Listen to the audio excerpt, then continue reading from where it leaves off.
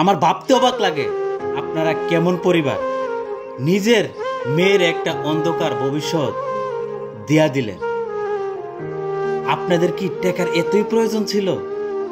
টাকাতে কি সুখ, টাকাতে কি শান্তি, টাকাতে কি সবকিছু? যে ছেলের হাতে আপনার মেয়েটারে তুলে দিলেন, একবার কি ভাবছেন, একবার কি চিন্তা করছেন ওই ছেলেটার বয়স কত? সে তো এখনই মৃত্যুর দিন গুনতেছে, কবে যে টুক করে সে পরপারে চলে যাবে, তখন আপনার মেয়ের ভবিষ্যৎটা কি হবে ভাবছেন? ভাবেন নাই। শুধু আপনাদের কি প্রয়োজন? শুধু টাকা, টাকার প্রয়োজন। এই টাকা কইরা নিজের মেয়ের জীবনটারে ধ্বংস করে দিলে। আপনাদের মতো পুরুষের কারণেই ঘরের বউরা পরক্রিয়া করে, পুরুষের সাথে সময় কাটায়, স্বামীর ঘর ছাইরা অন্য পুরুষের সাথে চলে যায় সংসার জীবন করার জন্য।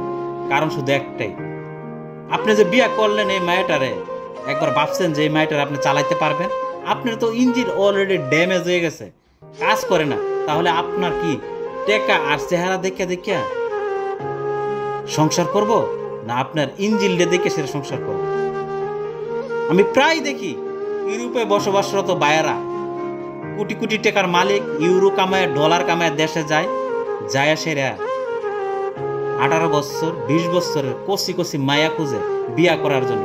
ভাই একবার কি ভাবছেন যে আপনি 18 বছর 20 বছরের মায়া চালাবার ক্ষমতা রাখেন কিনা? আপনার বয়সটা কোথায় আছে? বয়স অলরেডি 40 প্লাস 45 হয়ে গেছে গা।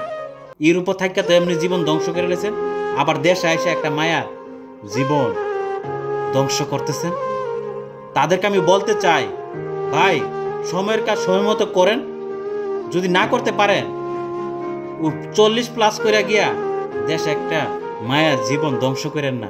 পরিবারে টাকা পয়সার লোভ দেখায়া যে আমার ফ্ল্যাট আছে, এ আছে, সে আছে, দেশে আছে, ইউরোপে আছে। আর ফ্ল্যাটটা কি হইব?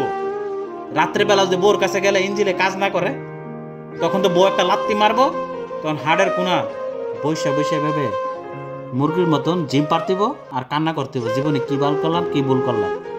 আমি ওই সকল পরিবারকে বলতে চাই, টাকার লোভ দেখেন না, টাকার পিছে ছুটেন না। আগে দেখেন, বুঝেন একটা মেয়ের যে কার হাতে তুলে দিতেছেন। এভাবে বুড়া বেড়ার কাছে দিয়া নিজের জীবন, মেয়ের জীবনটারে ধ্বংস করেন না। আমার কথাটি অনেক কাছে হইতে বা তিতা লাগে, কিন্তু বাস্তবতা গিয়া বিচার করে দেখেন আমার কথাটা কতটুকু যুক্তিকতা আছে।